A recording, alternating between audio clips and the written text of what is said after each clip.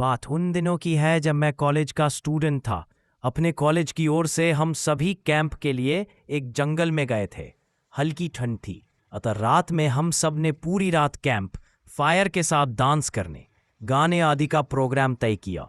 मुझे और सभी साथियों को कैंप फायर के लिए लकड़ियां इकट्ठी करने का भार सौंपा गया। मैं निकला तो सबके साथ ही, लेकिन जंगल के प्राकृतिक सौंदर्य में भटकता हुआ अकेले बहुत दूर कहीं निकल गया। अचानक आसमान बादलों से भर गया और गरज के साथ बारिश होने लगी। बादलों के लगातार गरजने से मैं पेड़ के नीचे खड़ा रहना मुनासिब न समझ आसपास किसी घर की तलाश में एक दिशा में भागने लगा। मुझे कुछ ही दूरी पर एक लाल ईंटों से बनी शानदार बिल्डिंग नजर आई। बिल्डिंग रोशनी से पूरी नहाई हुई थी और उसमें ढेर सारे लोग हैं, ऐसा दूर से ही लग रहा था। मैं तेजी से भागते हुए उस बिल्डिंग में जा घुसा और सामने से आती हुई एक खूबसूरत नर्स से टकराते टकराते बचा। नर्स ने मुझे घूर कर देखते हुए कहा, बहुत अधिक भीग गए हो, सर्दी लग जाएगी। उधर बाईं ओर एक स्टोर रूम है, वहां जाकर जो भी मिले उससे कहना सिस्टर जूलिया ने दूसरे सूखे और साफ कपड़े मुझे देने को कहा है, वह तुम्हें कपड़े दे देगा। मैं हक्का बक्का मुंह फाड़े सिस्टर जूलिया को देखता रहा। मुझे एकदम से यह समझ नहीं आया कि मैं क्या करूं।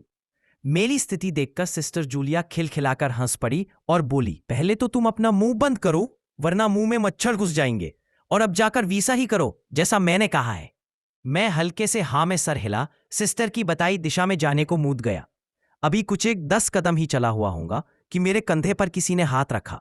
मैं चौंक कर पीछे मुड़ा और अपने सामने आर्मी की वर्दी में एक युवक को खड़ा मुस्कुराता पाया। मेरे चेहरे पर आश्चर्य का बादल अपना घर बना चुका था, जिसे देखते ही उस युवक को हंसी आ गई।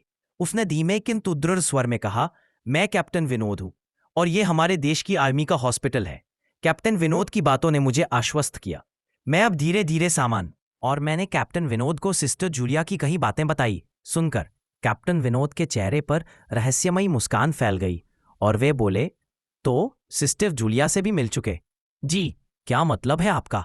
कुछ नहीं, चलो मैं तुम्हें सूखे कपड़े देता हूं, चेंज कर लो, नहीं तो सच में सर्दी लग जाएगी। और मैं कैप्टन विनोद के पीछे पीछे एक बड़े से कमरे में पहुंच गया। कमरे के चारों ओर हरे रंग के पर्दे लगे हुए थे। एक और एक बड़ा सा बेड पड़ा हुआ था और उसके सामने एक सोफा था।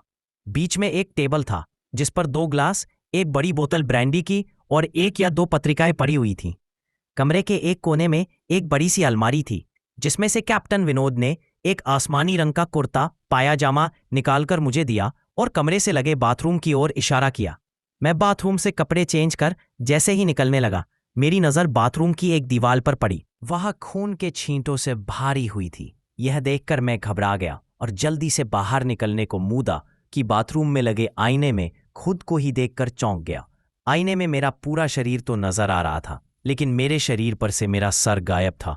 अब मुझे डर लगने लगा और मैं हड़बड़ाकर बाथरूम से निकल गया। मुझे इस तरह बाहर निकलते देख कैप्टन विनोद ने हंसकर पूछा, क्या हुआ? अरे हाँ, तुमने तो अब तक मुझे अपना नाम ही नहीं बताया। कहाँ जाओगे? बाहर बहुत तेज बारिश हो रही है। लेकिन तुम जाना क्यों चाहने लगे अचानक, यह मैं समझ नहीं पा रहा हूं। कैप्टन विनोद, आपकी बाथरूम की एक दीवार पूरी खून के छींटों से भरी हुई है और आपके बाथरूम में लगा आईना भी कुछ अजीब सा है। उसमें मुझे मेरा पूरा शरीर तो दिखाई दिया, लेकिन मेरा सर ही गायब था। मैं अब बिल्कुल भी नहीं रुकूंगा, यहाँ बारिश में ही भीगता हुआ अपने कैंप तक जाऊंगा। कहते हुए मैं कमरे से बाहर जाने वाले दरवाजे की ओर बढ़ा। रुको! तभी कैप्टन विनोद की कड़कती आवाज गूंजी, तो तुमने सब कुछ देख ही लिया? जी, क्या मतलब है आपका? मेरी आवाज में डर भर गया था।